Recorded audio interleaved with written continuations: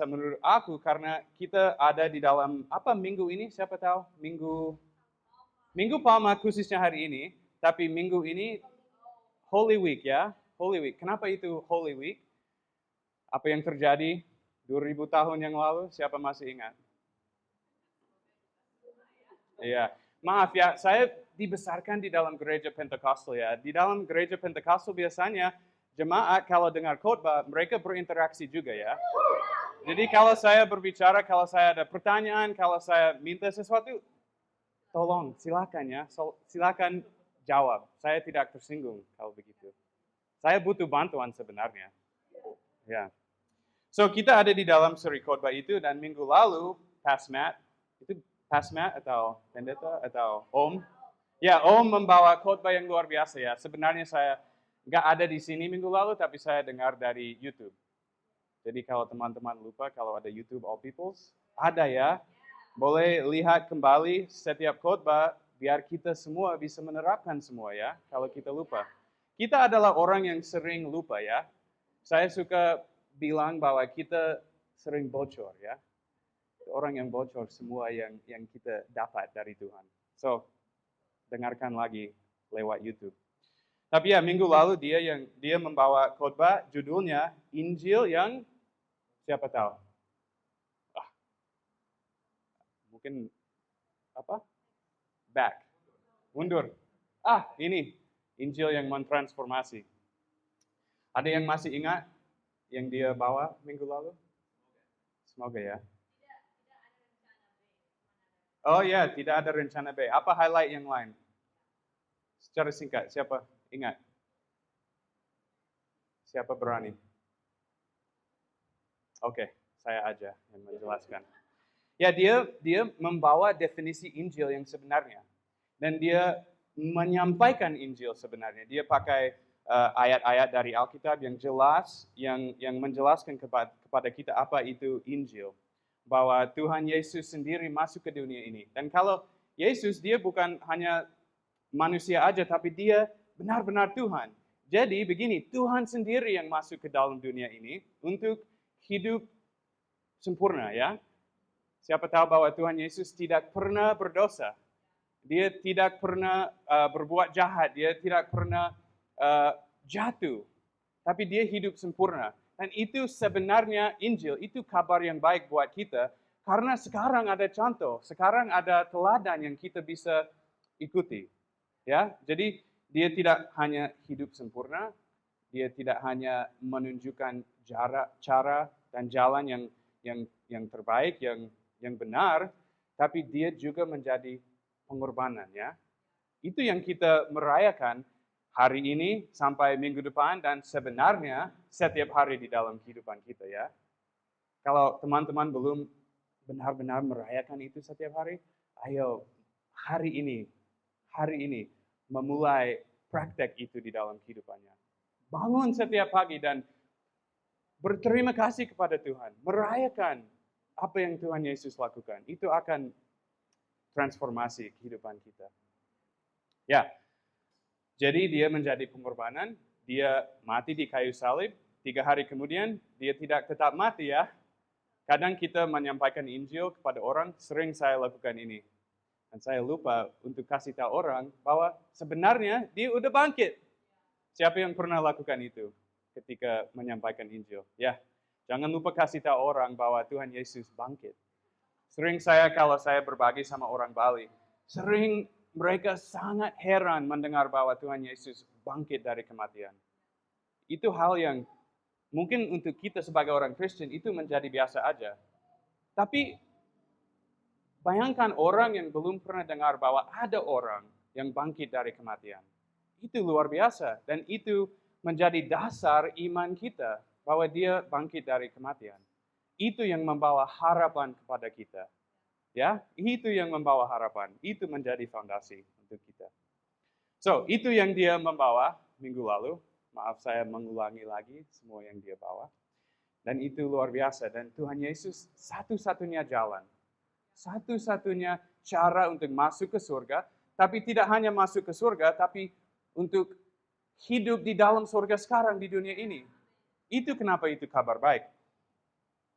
Dan itu membawa saya ke pokok berikutnya.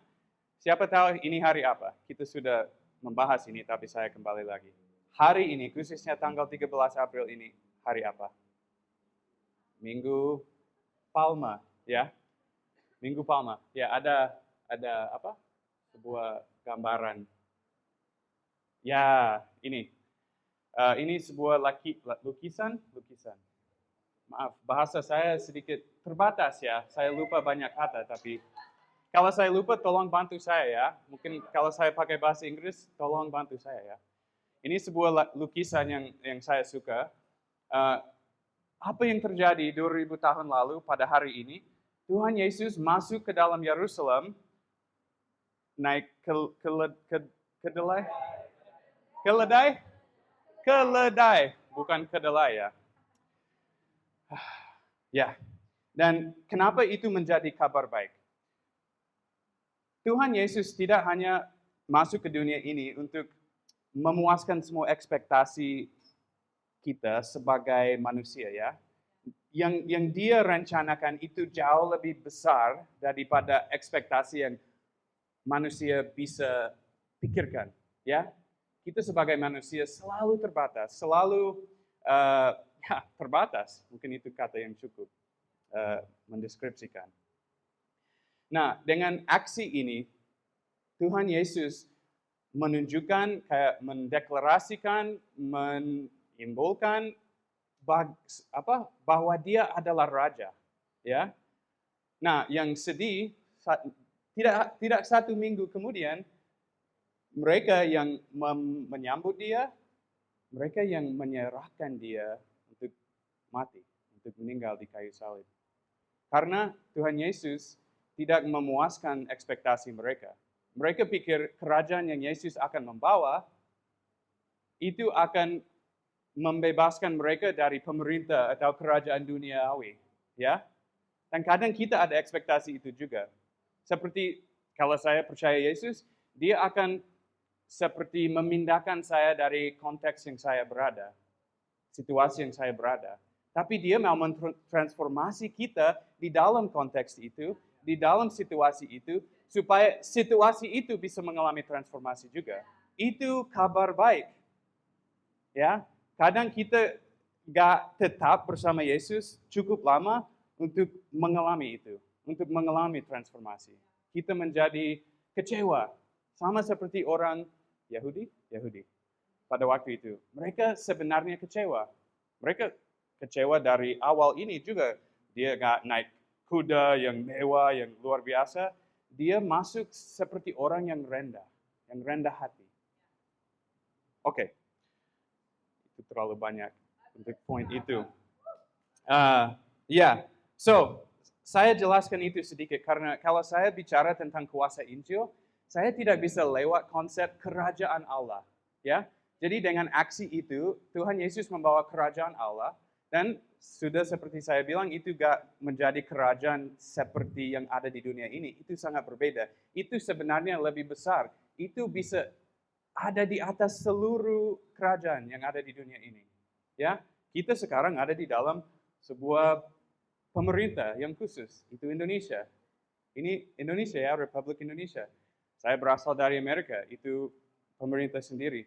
Tapi kerajaan Allah sekarang, karena yang Yesus lakukan, itu ada di mana aja di dunia ini. Ya, ekspresi kenyataan kerajaan Allah ada di seluruh dunia ini karena yang Yesus lakukan. Itu kabar yang jauh lebih baik daripada kalau Tuhan Yesus menguasai Romawi pada waktu itu. Dan dia seperti kirim tentara ke seluruh dunia untuk menguasai secara fisik kayak gitu. Kalau itu bukan kabar baik. Tapi kabar baik mentransformasi kita karena kita sadar kita masuk ke kerajaan Allah dan di mana saja kita berada ada perubahan, ada transformasi yang bisa terjadi. Ya. Jadi kalau kita pikirkan Injil harus luaskan pikiran kita, tidak hanya melihat hal yang seperti di pikiran manusia tapi jauh lebih besar, lebih spiritual, lebih Oke. Itu kerajaan Allah, itu kabar yang baik bahwa Tuhan Yesus membawa itu dan sekarang hari ini saya mau sebenarnya judul untuk seri khotbah itu kuasa Injil, tapi saya salah paham. Saya pikir judul untuk apa? Khotbah saya seharusnya menjadi kuasa Injil. Jadi itu judul untuk khotbah ini. Tapi saya mau berbicara bagaimana kuasa itu masuk ke dalam kehidupan kita atau bagaimana kuasa itu bisa diterapkan dalam aspek yang apa itu memulihkan kita. Dan bagaimana secara nyata, secara praktek kita bisa menjalani Injil ini. Oke. Wow. Let's move on.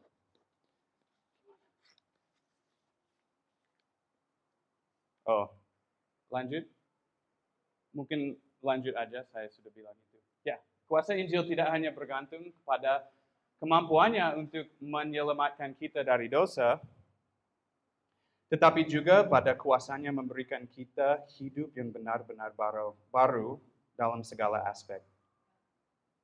Untuk jelaskan lagi maksudnya dari statement ini, kita akan lihat ayat-ayat ini dari 2 Korintus pasal 5, ayat 16 sampai 21. Maaf, ini agak panjang, jadi saya membaca aja, boleh lihat, ikutin saya. Sebab itu, kami tidak lagi menilai seorang juga pun menurut ukuran manusia. Dan jika kami pernah menilai Kristus menurut ukuran manusia, sekarang kami tidak lagi menilainya demikian. Jadi siapa yang ada di dalam Kristus, ia adalah ciptaan baru. Yang lama sudah berlalu, percaya gak? Ya. Sesungguhnya yang baru sudah datang. Dan semuanya ini dari Allah, yang dengan perantaran Kristus telah mendamaikan kita dengan dirinya, yang telah mempercayakan pelayanan pendamaian itu kepada kami. Sebab Allah mendamaikan dunia dengan dirinya oleh Kristus dengan tidak memperhitung pelanggaran mereka. Wow. Allah tidak memperhitung dosa-dosa kita. Dia tidak memperhitung semua sebelum dia memilih untuk menjadi korban buat kita. Tidak penting seberapa besar dosa kita.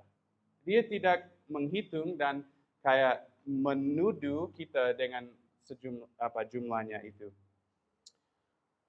Ia telah mempercayakan berita pendamaian itu kepada kami. Jadi kami ini adalah utusan-utusan Kristus, seakan-akan Allah menasihati kamu dengan perantaran kami. Dalam nama Kristus kami meminta kepadamu, saya meminta kepadamu, berilah dirimu didamaikan dengan Allah. Dia yang tidak mengenal dosa telah dibuatnya menjadi dosa karena kita, supaya dalam dia kita dibenarkan dengan Allah. Nah, dari ayat ini kita bisa lihat dampaknya yang sangat besar dari Injil.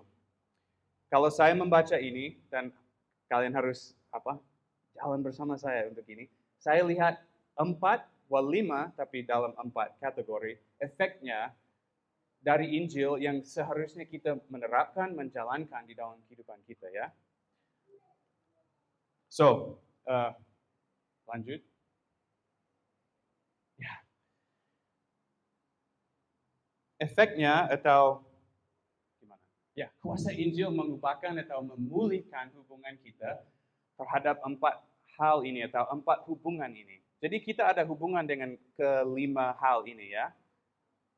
Semoga mengerti maksud saya dengan kata hubungan itu. Injil memulihkan hubungan kita dengan Allah. Injil memulihkan hubungan kita terhadap dosa dan kematian. Injil memulihkan hubungan kita dengan sesama. Dan terus dengan hubungan kita terhadap identitas kita. Atau bisa pakai juga konsep ini, hubungan kita terhadap apa yang kita lakukan. Apa karir kita, apa panggilan hidup kita, atau apa peran kita di dalam apa saja ya. So, kita akan lanjut dan melihat apa transformasi yang seharusnya terjadi dan bagaimana kita bisa berpartnership sama Tuhan untuk mengalami transformasi itu di dalam kehidupan kita. Ya. Terus, ya, kuasa Injil memulihkan hubungan kita dengan Allah. Itu kabar yang sangat baik.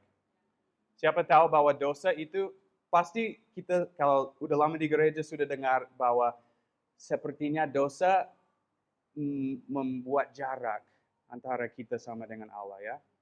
Dan walaupun kita semua mungkin sudah lama di gereja, sudah lama dengar ini, sudah lama membaca Alkitab, sudah lama seperti ada masukan kebenaran, masih ada keraguan terhadap ini. Ya, siapa? Boleh jujur aja. Siapa yang masih ragu sekarang atau kadang bahwa jaraknya sudah tidak ada? Saya sudah didamaikan sama dengan Allah. Saya sudah bisa masuk ke hadiratnya kapan saja. Siapa masih ragu tentang itu? Kalau saya jujur, kadang saya merasakan itu. Dan kabar baik hari ini yang kita dengar, semoga akan menghancurkan keraguan itu. Ya, melalui kuasa Injil, kita diberikan 3 hak atau 3 hal. Ya, kita diberikan pengampunan. Ya, dari ayat tersebut sudah dibilang bahwa kita didamaikan dengan Tuhan. Itu sudah, ya, itu sudah selesai.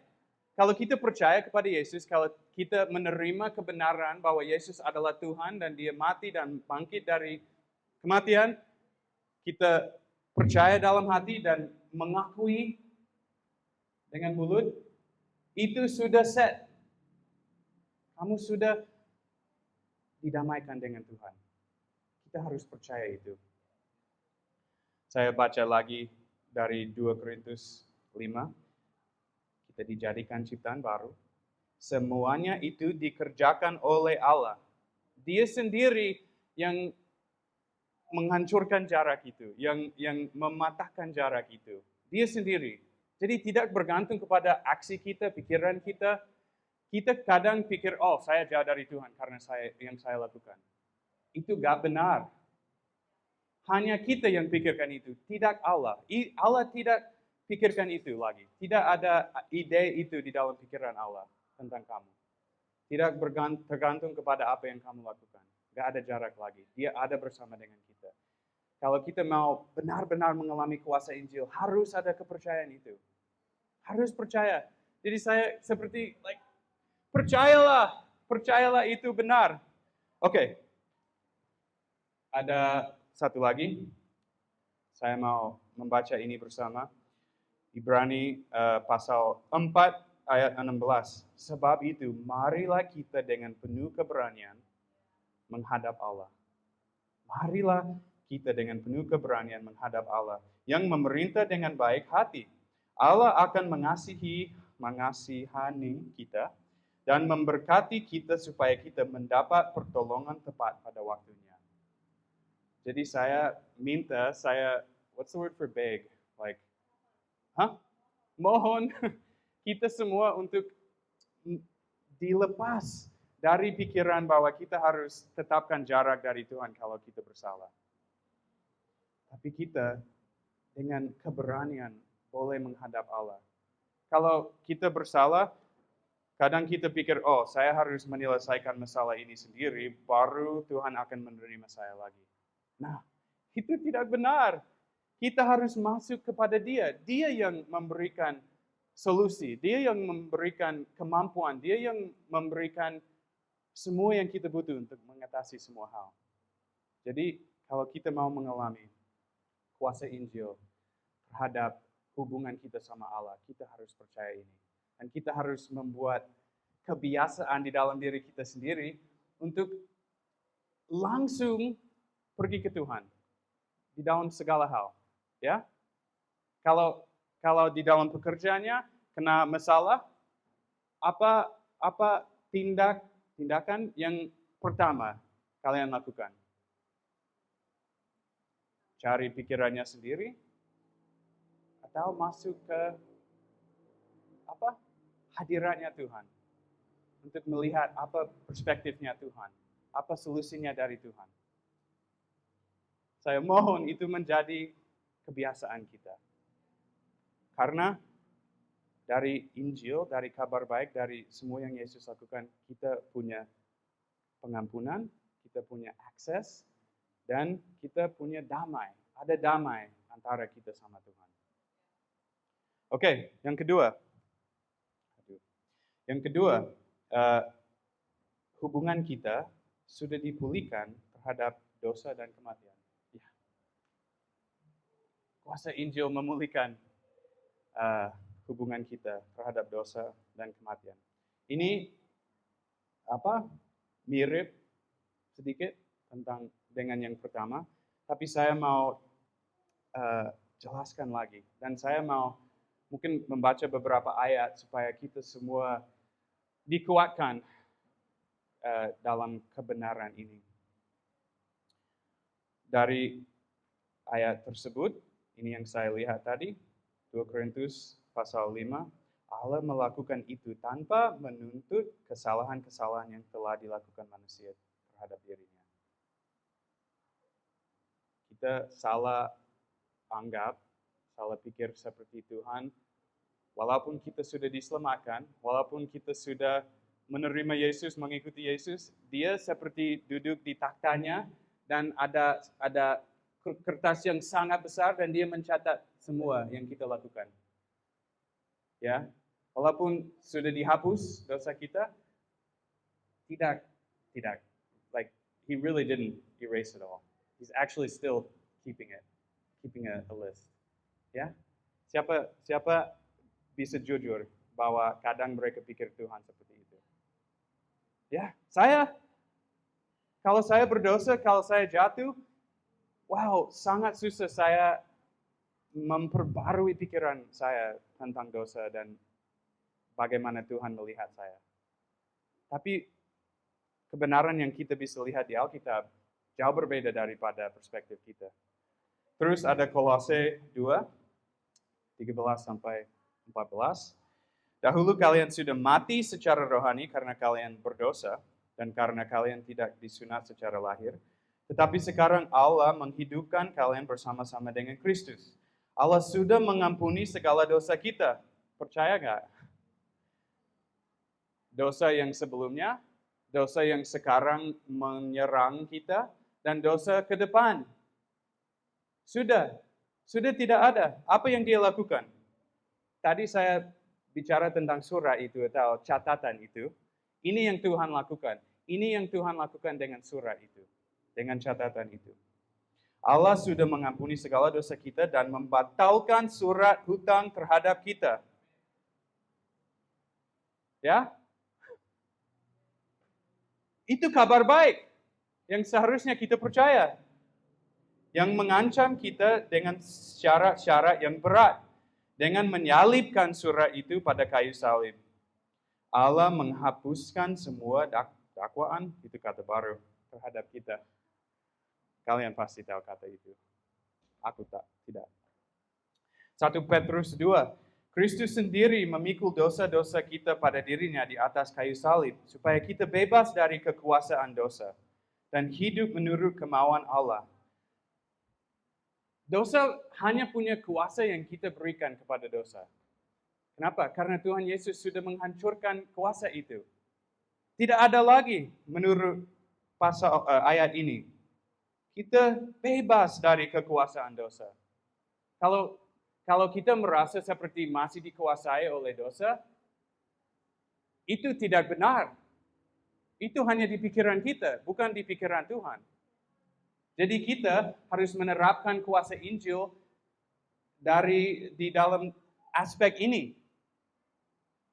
Jadi secara praktik, kalau kita jatuh di dalam dosa, jangan memang kecewa, merasa bersalah itu itu oke. Seharusnya kita sadar bahwa itu salah. Tapi stop di titik itu saja dan lanjut. Karena itu gak punya kuasa di atasmu.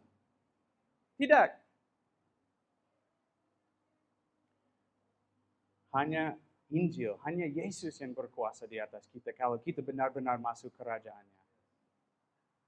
Oke, terus ada beberapa lagi. Kadang ini juga yang terjadi dengan kita. Kita berdosa dan iblis, musuh, dia mengambil kesempatan itu untuk coba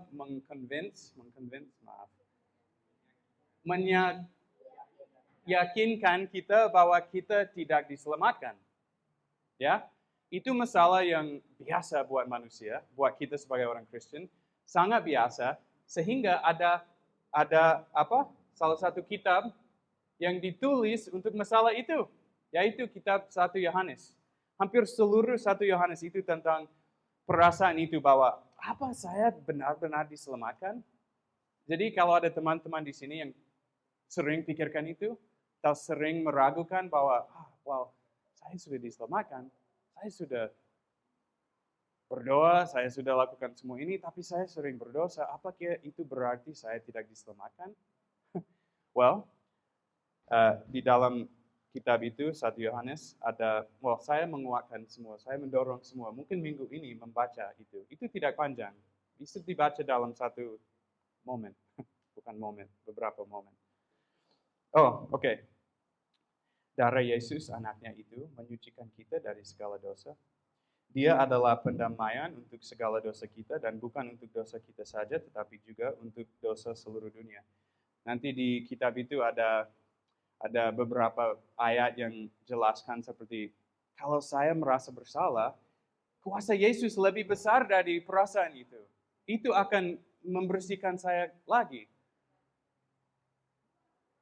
Saya translate sedikit dari bahasa Inggris di dalam pikiran, karena belum saya hafal dalam bahasa Indonesia. But masalah itu yang sering terjadi dengan kita, itu diatasi oleh Tuhan Yesus. Jadi, kenyataan bahwa kita merasa bersalah, itu sebenarnya tanda bahwa kita diselamatkan. Ya? Siapa pernah ketemu atau kenal sama seorang yang tidak merasa bersalah, walaupun kita sudah tahu, orang ini yang mereka lakukan itu tidak baik, itu dosa memang. Ya, orang-orang yang tidak diselamatkan tidak merasa bersalah. Ya, so kita merasa bersalah itu tanda bahwa kita diselamatkan, karena ada Roh Kudus yang bekerja di dalam kita untuk mengingatkan kita tentang dosa, tentang kemuliaan Tuhan. Ya, perasaan itu seharusnya membawa kita masuk ke hadirannya Tuhan. Semoga ini menjadi kabar baik untuk kita hari ini. Mungkin nanti hari ini ada dari kita yang jatuh ke dalam dosa. Itu bisa kecil atau besar. Kalau kita merasa bersalah, kalau kita merasa kayak hancur hati, itu tanda bahwa kita adalah miliknya Tuhan. Bahwa ada Roh Kudus di dalam kita. Itu seharusnya membawa kita ke hadiratnya untuk menerima anugerah, untuk menerima kasih daripada Dia. So, secara praktis, teman-teman, aku mau juga menguatkan dan mendorong kita untuk lakukan dua hal. Itu satu hal, tapi satu yang kepada Tuhan, satu yang kepada teman-teman. Ya, so lanjut.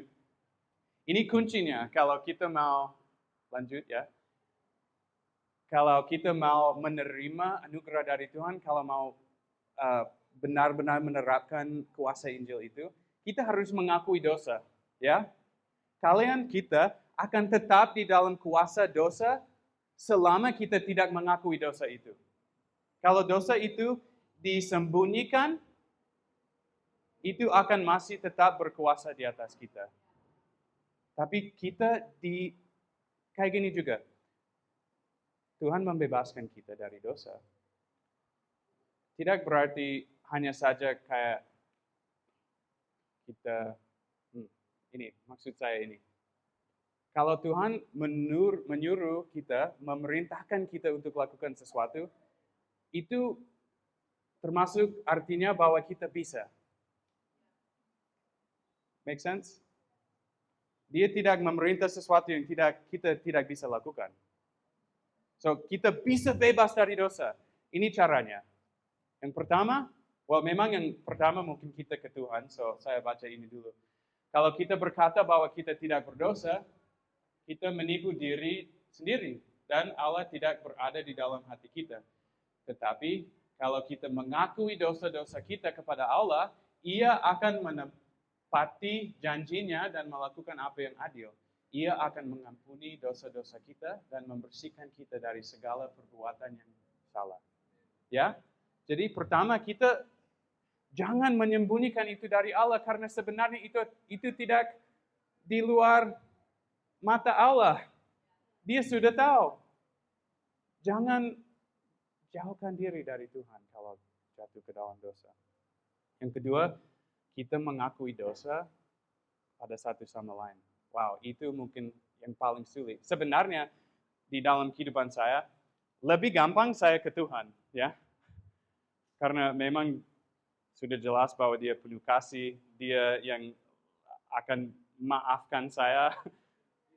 Ya, Dia sudah tahu. Tapi kalau teman saya, pendeta saya, teman kos saya, siapa saja ya, istri saya, bukan suami saya, tapi kalau ya itu lebih sulit ya. Tapi Tuhan membuat realitas bahwa itu akan membawa kebebasan kepada kita juga. Karena setiap kali saya mengakui dosa kepada teman saya, pada awal saya merasa, wah orang ini pasti tidak akan menerima saya lagi. Tidak akan, kalau ada seorang pun yang tahu apa yang saya lakukan, saya akan sendiri. Ya, dan mungkin kita ada yang di sini yang pernah ada pengalaman seperti itu, mengakui sesuatu ke orang dan kita benar-benar kayak di apa? Ya, mungkin nggak ada hubungan itu lagi. Itu seharusnya tidak terjadi, ya. Nggak tergantung apa yang kita lakukan. Kalau kita mengakui itu kepada orang lain, kita akan menerima pemulihan, kesembuhan. Ya, ini belum saya baca. Sebab itu hendaklah kalian saling mengakui kesalahan dan saling mendoakan. Nah, ini penting juga. Kalau kita ada di dalam situasi itu, secara praktis, kalau ada orang yang mengakui dosa kepada kita, apa reaksi yang pertama kita harus ada? Berdoa. Berdoa untuk orang itu. Jangan menjudge, jangan menjauhkan diri dari orang itu. Doakan orang itu. Minta kuasa Injil Allah atas orang itu. Ya, itu yang seharusnya terjadi.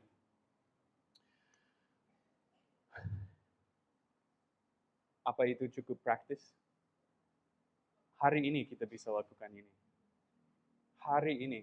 Dan sebenarnya kalau ada dosa-dosa yang masih tersembunyi, hari ini adalah hari kebebasan buat kita. Hari ini. Jangan hidup lagi di bawah shadow atau di dalam kegelapan itu. You don't have to. We don't have to. Oke, maaf. Oke, terus, wow. Sudah, saya ada timer di sini. Ya, 1 jam lagi. Maaf, saya coba lebih cepat ya. Saya tulis kematian juga, tapi hanya sedikit saja tentang kematian.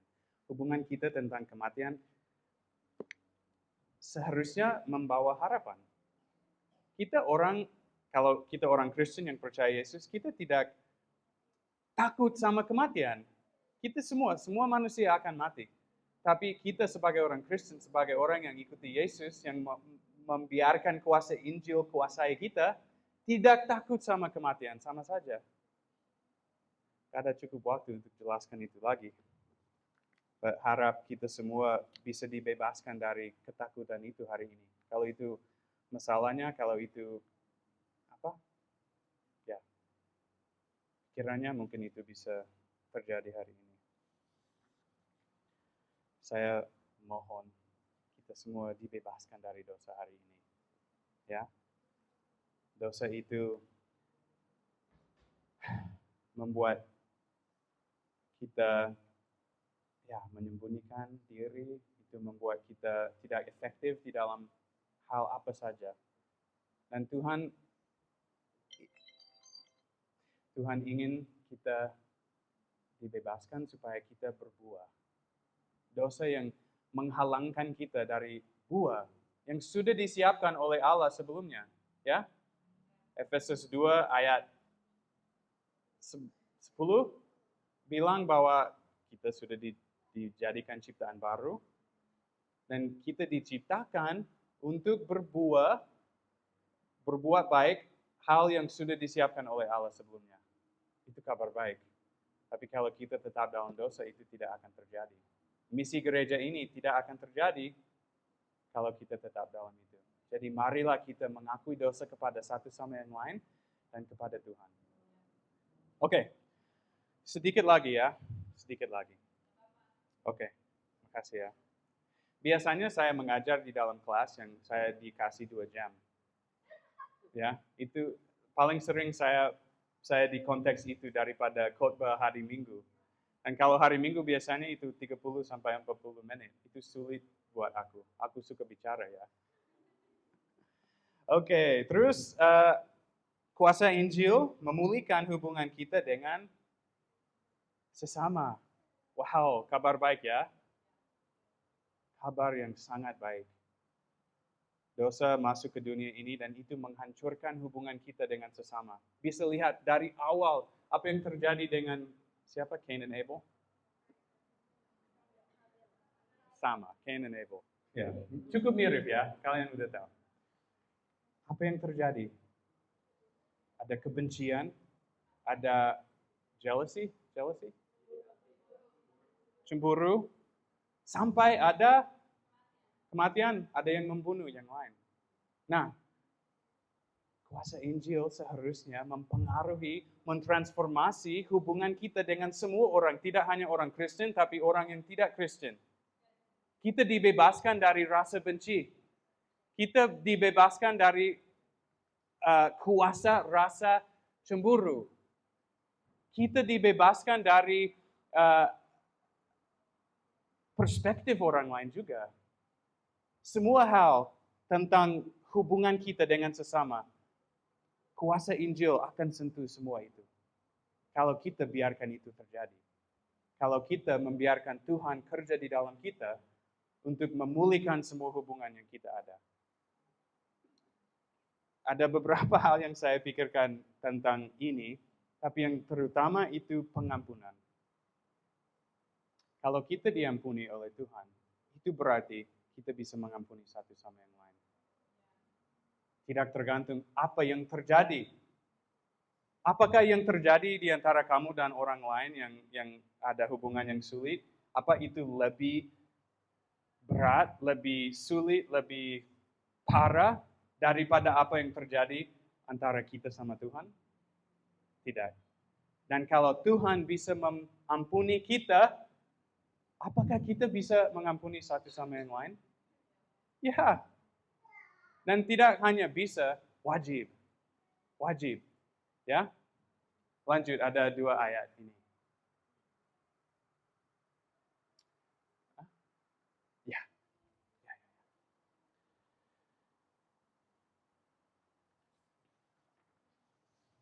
Sebaliknya, hendaklah kalian baik hati dan berbelas kasihan seorang terhadap yang lain. Dan saling mengampuni, sama seperti Allah pun mengampuni kalian melalui Kristus. Ya, ada lebih banyak hal yang saya bisa bicarakan tentang hubungan kita dengan sesama, tapi saya fokus kepada pengampunan karena mungkin tadi saya rasa ada itu di sini. Ada orang di sini yang sulit sekali mengampuni orang lain. Atau mungkin ada kejadian yang sangat buruk yang terjadi. Mungkin itu dengan orang tua, atau pasangan, atau teman kerja, atau atasanmu. Ya, minggu ini ada kejadian untuk istri saya Kay dan dia kerja, dan atasan dia ada kejadian yang sangat tidak baik yang terjadi. Ada percakapan yang sangat menyakiti istri saya. Menyakiti saya juga walaupun saya gak di sana. Dan sebenarnya kalau saya sendiri, kalau yang saya prefer, bukan untuk mengampuni orang itu. Tapi saya tidak hanya bisa, saya wajib. Kalau saya tidak mengampuni, apakah saya bisa ekspektasi Tuhan untuk tetap mengampuni saya? Itu gak benar. Itu gak baik. Saya pernah dengar, dan mungkin teman-teman sudah pernah dengar ini juga, bahwa tidak mengampuni itu seperti minum racun dan berharap orang itu mati. Jadi ada yang di sini mungkin teman-teman bisa minta Roh Kudus menjelaskan atau membuka mata kita. Mungkin ada orang di sini yang sedang minum racun. Dan mungkin itu menjadi akar dari masalah-masalahnya di hidupnya sekarang. Hari ini adalah hari kebebasan. Hari ini. Jangan keluar dari sini tanpa mengakui itu dan kayak ini secara praktis. Dan mungkin ini harus terjadi 5 kali, 100 kali, 7 kali 7. Ya, Tuhan Yesus sudah bilang itu. Tuhan, saya mengampuni orang ini. Saya melepaskan orang ini dari utang. Saya melepaskan orang ini. Dan kalian bisa lakukan ini hari ini. Itu simple. Itu simple. Tuhan akan kerja melalui itu untuk membebaskan kita. Mungkin perasaan itu muncul lagi. Apa yang kita lakukan? Ini tidak rumit ya. Ini simple sebenarnya, tapi kita kadang gak sadar itu dan gak lakukan itu. So marilah kita semua melepaskan semua itu, mengampuni orang itu.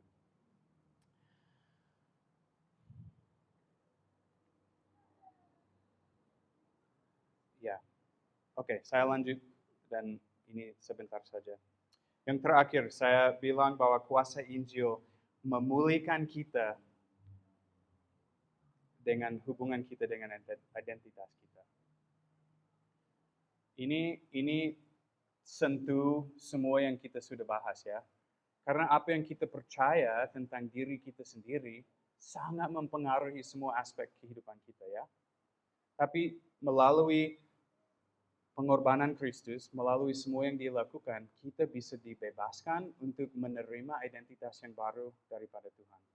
Dan hidupkan identitas itu.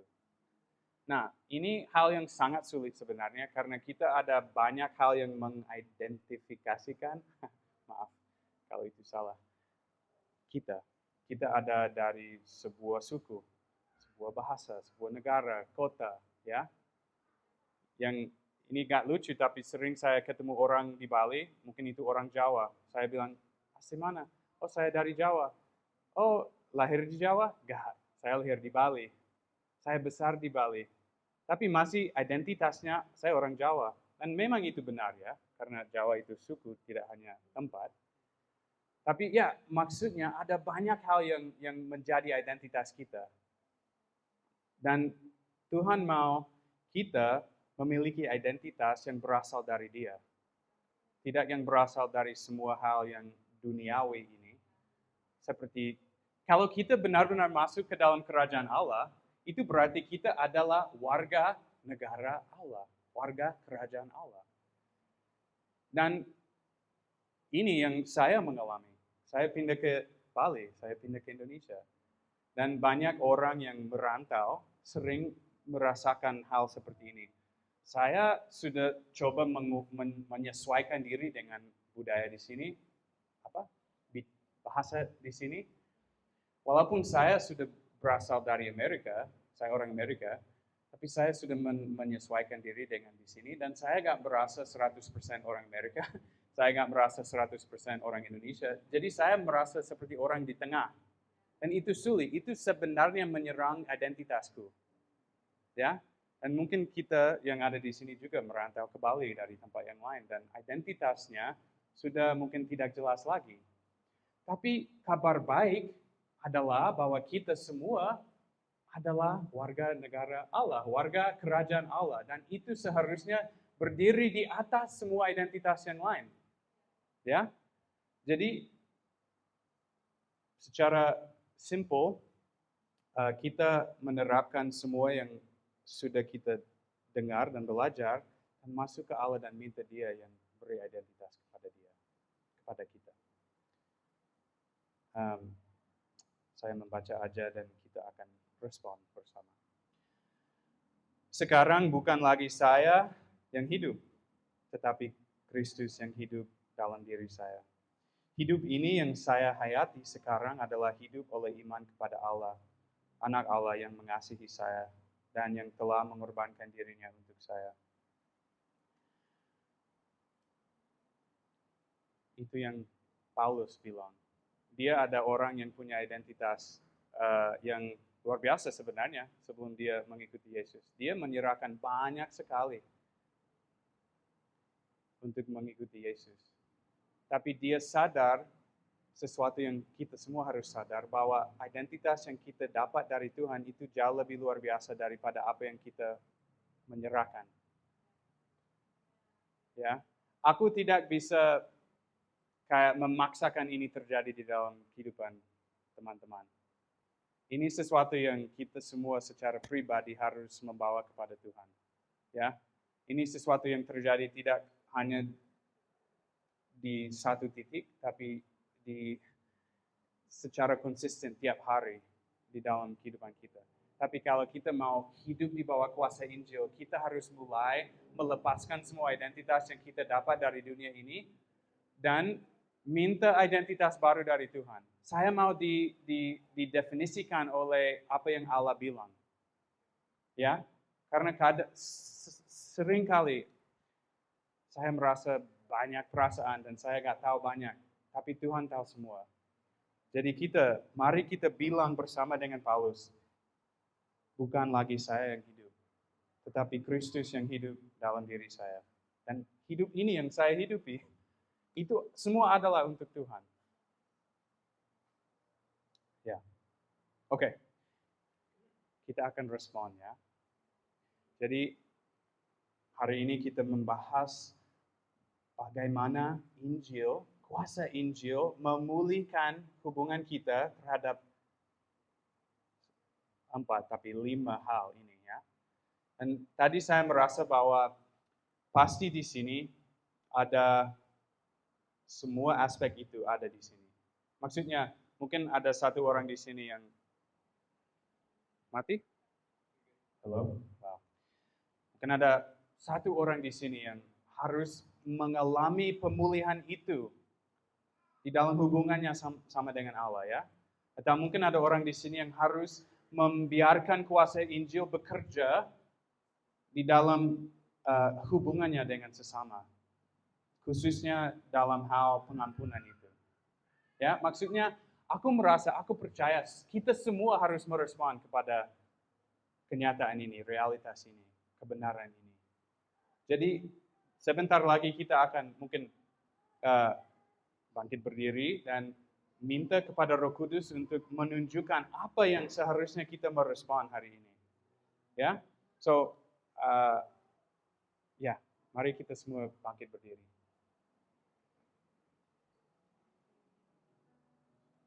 Saya akan berdoa, tapi saya mau kita semua menjadi dan coba menjadi peka kepada suaranya Tuhan. Aku percaya Roh Kudus mau menunjukkan kepada setiap kita bagaimana dia mau kita respon. Dan akan ada tim doa di sini. Tapi kita semua sebenarnya menjadi tim doa, ya. Kita semua punya kuasa Tuhan di dalam kita dan kita bisa doakan satu sama yang lain. Tapi hari ini adalah hari kebebasan buat kita. Hari di mana kita semua bisa mengalami kuasa Injil. Jadi marilah Roh Kudus mengingatkan, menunjukkan kepada setiap dari kami Tuhan, bagaimana Engkau mau bekerja di dalam kami. Tuhan, kalau ada yang di sini yang butuh mengampuni seseorang, Tuhan tolong menunjukkan itu. Kalau ada orang-orang di sini yang merasa terjebak di dalam dosa, merasa seperti mereka tidak bisa stop dengan dosa terkhusus itu. Tuhan, Engkau mau membebaskan orang itu hari ini. Dan Tuhan, saya minta supaya Roh Kudus menunjukkan itu. Jadi mungkin sekarang kita ambil 1-2 menit untuk minta Roh Kudus menunjukkan kepada setiap kita.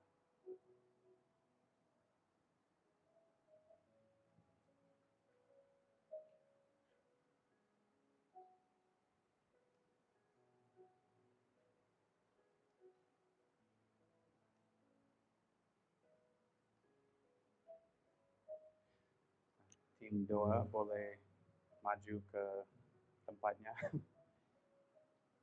Dan saatnya ada sesuatu yang muncul di pikiran, di hatinya. Jangan tunggu. Jangan tunggu untuk melihat, oh ada orang lain yang maju ke depan. Jangan tunggu. Ambil kesempatan ini sekarang untuk mengalami kuasa Injil.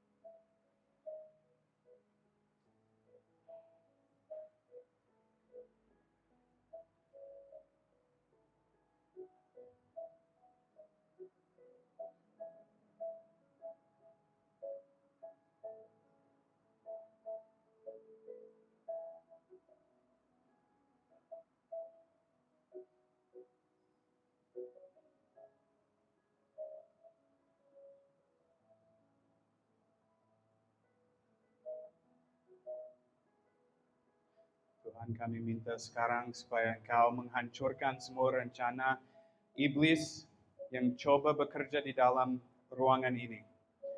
Tuhan, Engkau, saya percaya, mau membebaskan kami sekarang. Tuhan memberi keberanian kepada setiap kami untuk menjadi terbuka dengan sesama, supaya kami bisa mengalami transformasi sekarang. Teman-teman mungkin sudah ada sesuatu tapi belum merasa cukup berani atau belum merasa mungkin ada perasaan ini, gak ada orang di sini yang akan mengerti. Itu gak benar, itu kebohongan.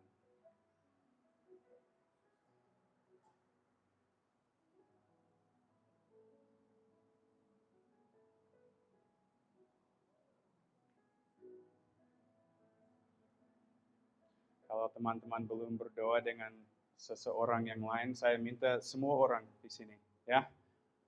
Semua orang, cari orang lain untuk berdoa bersama.